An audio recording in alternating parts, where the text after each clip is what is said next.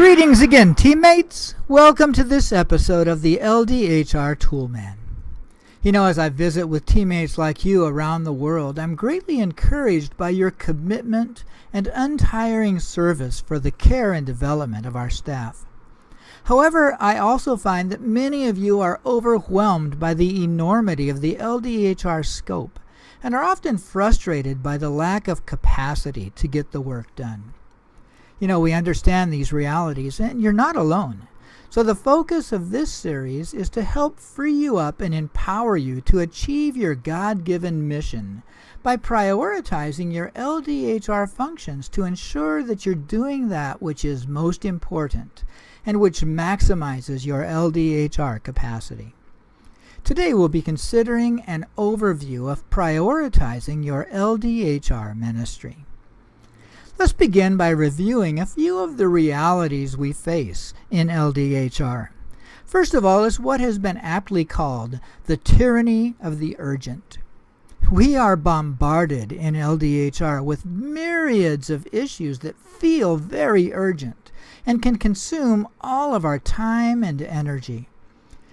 These issues prevent us from addressing areas that are truly important but not necessarily urgent for the fulfillment of our mission. The second has been described as the weight of paper. We're often administratively burdened by all the paperwork that needs to be done, whether it's literal paper or electronic. And finally is the conflicting perspectives and expectations of others about what LDHR is responsible to do. We often hear this. This is a people issue, so it's LDHR's responsibility. Well, you know, that's really not the most helpful or even healthy thing to do. Everyone must own the responsibility for the care and development of our people. Now we want to briefly consider an 8-step process that will help you prioritize your LDHR ministry. With a little work at the front end, we can lay a foundation to ensure we're focusing our efforts on the right things at the right time and with the right results. The first step is to familiarize ourselves with the purpose, vision, scope, and framework of the LDHR ministry. Second is to contextualize, to understand the context of your ministry environment and try to find out what you need to know. Third is to gather a group of people together to discuss and assess your LDHR ministry. Fourth is to prioritize your LDHR functions by looking not just through LDHR lenses, but through the national ministry lens. The fifth step is to evaluate the effectiveness of each of your LDHR functions.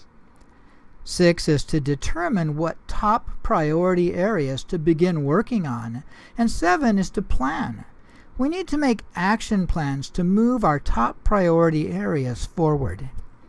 Finally, step 8 is to implement the action plans to completion. Let me conclude our time today by briefly setting the stage for other episodes in this series. We'll focus on the first 3 steps, which provide a good foundation and preparation for the process.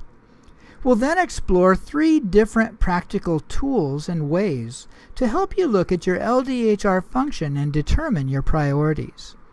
One is the Evaluate LDHR tool, which helps prioritize and assess the effectiveness of each element in our LDHR framework.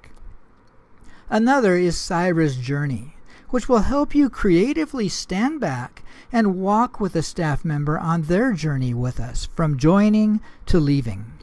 And finally, the LDHR Staging tool, which is a way to look at LDHR through our ministry's framework of staging. Well, I trust this has been helpful. As we continue to explore different tools and resources, I pray that they will help you prioritize your LDHR ministry and empower you to accomplish your mission and not just survive, but thrive in the ministry to which God has called you. Until next time, this is the LDHR Toolman. Enjoy using your LDHR tools.